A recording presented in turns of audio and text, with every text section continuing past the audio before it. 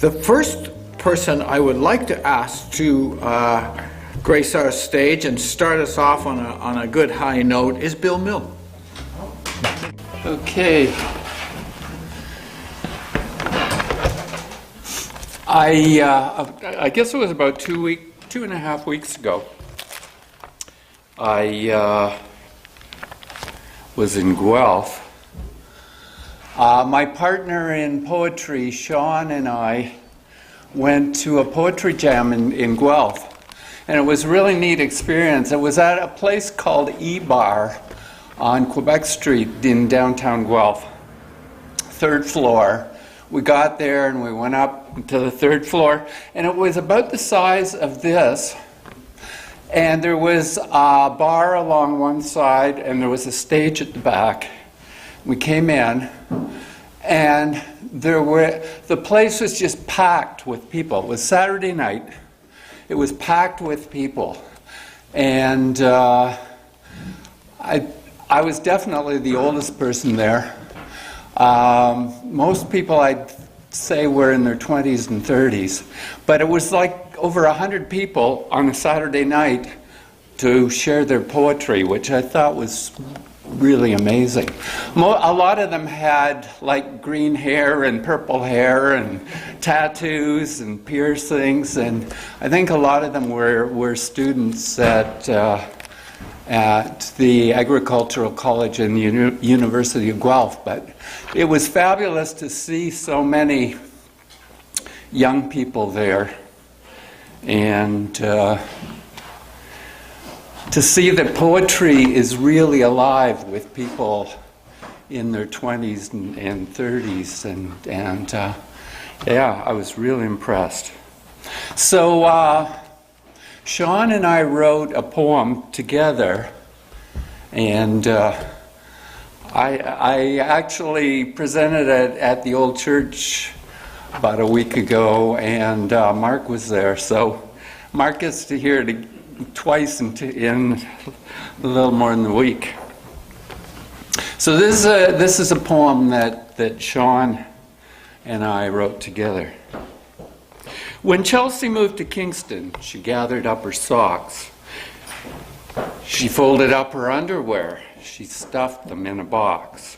On top, she placed her pillow and her favorite china doll, a wind-up purple music box, a yellow rubber ball.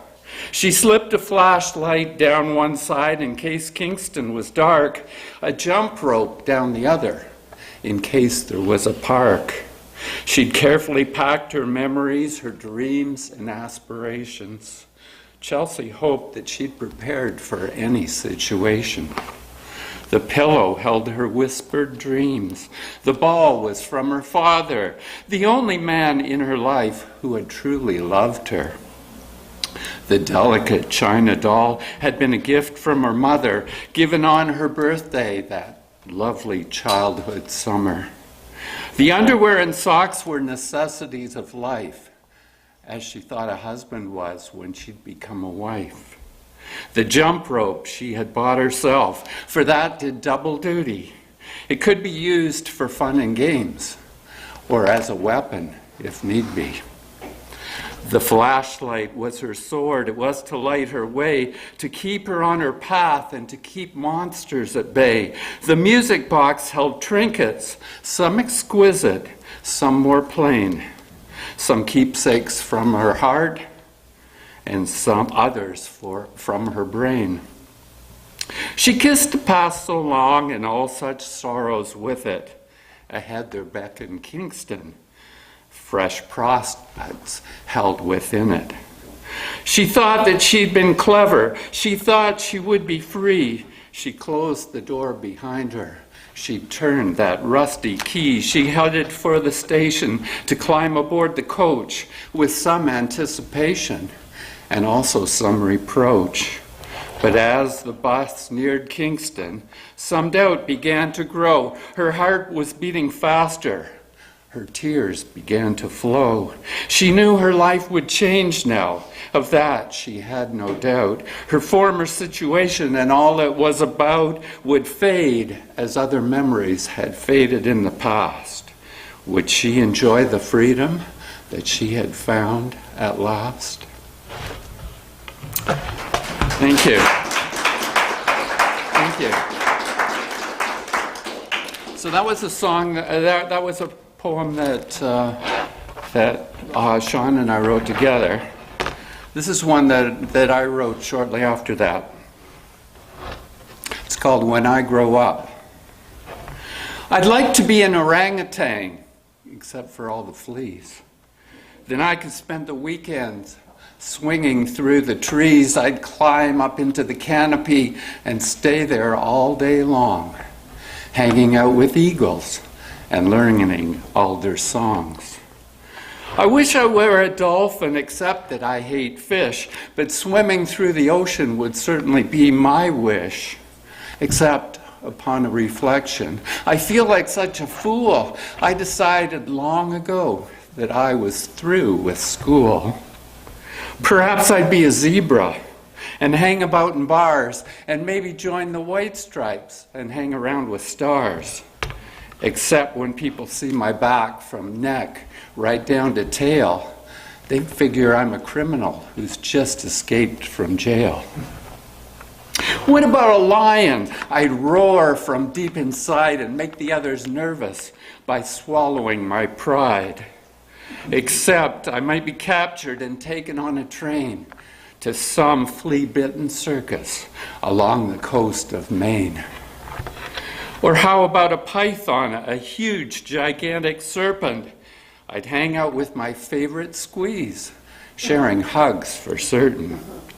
I might campaign against bad breath, or just take it away. But could I really stay that long? Every single day? Thank you.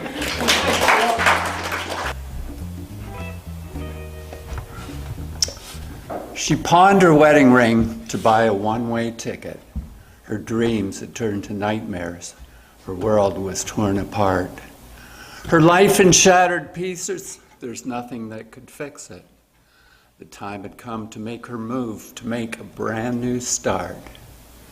She climbed aboard that Greyhound with all that she could carry, her battered leather suitcase, her faded canvas purse. This time it'd be different. She would find her freedom. If she had to sell her body, it couldn't get much worse.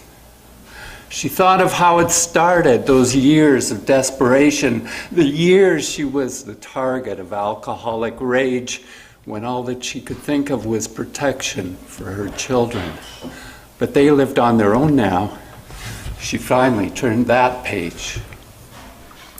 She knew her life would change now. Her former situation would fade as other memories had faded in the past. What happens in her future, she hopes, will be much brighter.